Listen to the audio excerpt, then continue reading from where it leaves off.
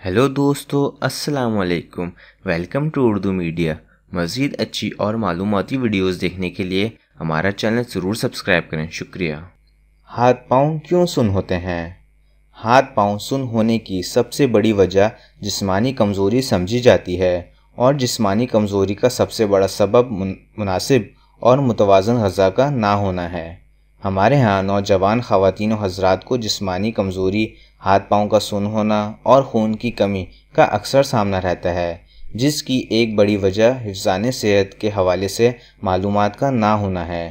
جب ایک نابالغ بلوغت میں قدم رکھتا ہے تو اسے رہنمائی کی بہت زیادہ ضرورت ہوا کرتی ہے، لیکن ہمارے معاشرے میں ایج گیپ کی وجہ سے بڑے اسے چھوٹا کہہ کر قریب نہیں آنے دیتے اور چھوٹے اس سے بڑا سمجھ کر کتراتے ہیں۔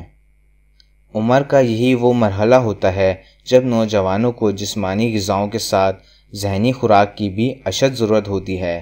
جسمانی اور جنسی تبدیلیوں کا یہ مرحلہ نوجوانوں کی زندگیوں کا ایک اہم موڑ ہوتا ہے، اور یہاں انہیں بدنی، ذہنی، معاشی، اخلاقی، سماجی لحاظ سے بہت زیادہ رہنمائی کی ضرورت ہوتی ہے، لیکن مناسب ماحول اور تعلیم نہ ہونے کی وجہ سے ہمارے اکثر نوجوان اپنے بدنی اور ذہنی صلاحیتوں سے ہاتھ دھو بیٹھتے ہیں۔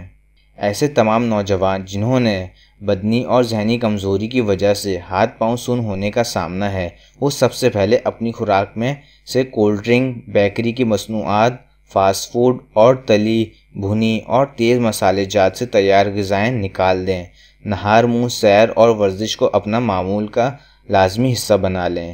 کیلے اور کھجور کا ملک شیک، گھر کے بنے آلو کے چپس، ابلے ہوئے چاول، موسمی پھلوں کے رس اور ہر قسم کی سبزیاں بکثرت استعمال کریں۔